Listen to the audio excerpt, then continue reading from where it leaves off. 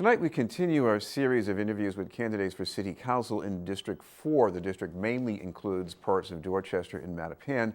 We'd like to welcome one of the candidates in the preliminary election September 8th, Terrance Williams. Thank you very much for being with us. Thank you, Chris. Thank you. First of all, tell me a little bit about your background, especially what you've been doing in the community. Well, my background, I grew up in Mission Hill.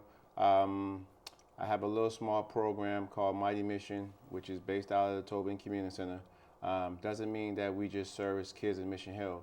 We service kids Mission Hill, Roxbury, Dorchester, Mattapan, South Boston, Hyde Park, all over. If the children want to come to our program to participate, we accept all because we feel that the children are our future. So we supply all in the city of Boston. What about some of you work for the Water and Sewer Commission? Yes, I've been with Boston Water and Sewer for 27 years, also with Suffolk County Sheriff's Department with 10 years. And me working 2 jobs allows me to help those children out there in the community who don't have a dad in their life, or who parents don't have the funding to send them off to certain things, to do certain things that I do with my children. As far as with the children in the program, we take them to Montreal to experience outside of Boston, Toronto, Baltimore, wherever we feel that will be educational to them, and they love it. They enjoy it. We're not a big program. We try not to be a big program because we don't want to get swallowed up. But we just help those who we can help. So what makes you want to go from that to being a city councilor? Because every time, Chris, there's a budget cut, it always affects the children and seniors. And I'm tired of our children and seniors being targeted every time there's a budget cut. So I'm fighting for them now, and I want to continue to fight for them. But the best way I know I can really serve them is in City Hall. Well, budget cuts, I guess you must be thinking of, some of them are in education, so what would you do about those? Well, education, Chris. Here we have the #1 colleges, universities, and hospitals throughout the nation. That's in this bracket of pilot payment in the law of taxes. Those institutes need to step up and help out with the education system.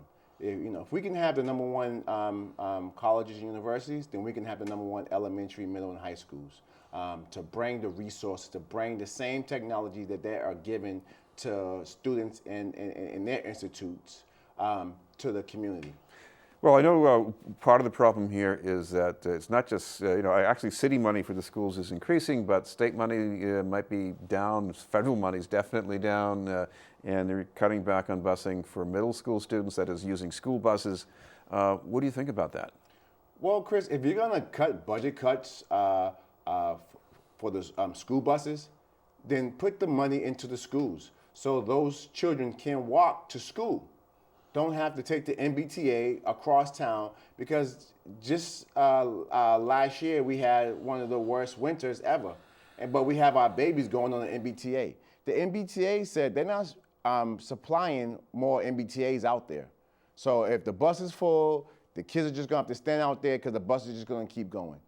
We can't be having that, Chris. These are our babies. If we don't care about our babies, who's gonna care about our babies? We have to stand up and say enough is enough.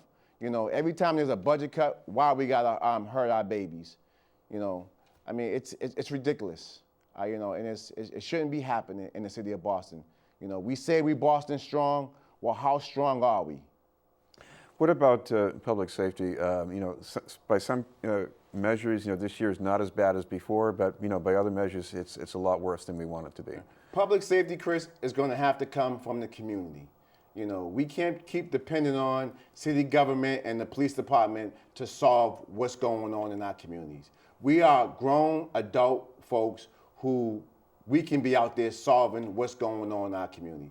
Those are our children out there that are doing the crime and doing this havoc that's going on in our community. So it's going to take the community to go out there and to solve what's going on. And that's how we get the community and the police together, you know, to have police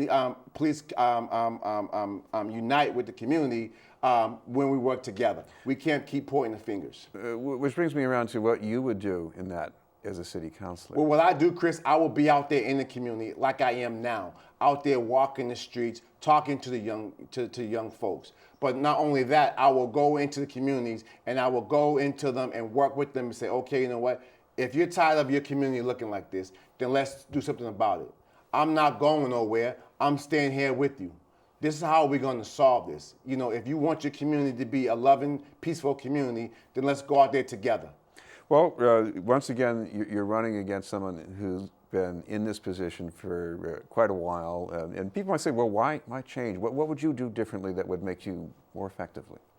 What I just talked about, Chris, is going out there into the community, being a part of the community, you know, not just staying, you know, in the office, you know, waiting for a phone call, but going out there interacting with he goes out sometimes. Oh, he goes out when? When does he go out? You know, I have nothing bad to say about Councilor Yancey. Councilor Yancey, you know, he was a great councilor back in the day. But I think the fire has left his body. You know, and it's time for a change. You know, time, time in years is moving forward. You know, we're into the technology stage. So we gonna need that change. We need somebody who can really talk to these young folks out here, who can, you know, relate to them. You know, and that's what we need. Thank you very much for being with us. Thank you, Chris. You know, thank you for the time and opportunity, you know, to talk to the people. You know, we not only got, you know, protect our youth, we got to protect our seniors from all these predatory lenders and everybody out there who's trying to garnish up, you know, their property. You know, so that's what a city councilor is supposed to do, be out there fighting. Thank you very much. Terrance Williams, candidate for city council in District 4. We'll have more news in just a moment.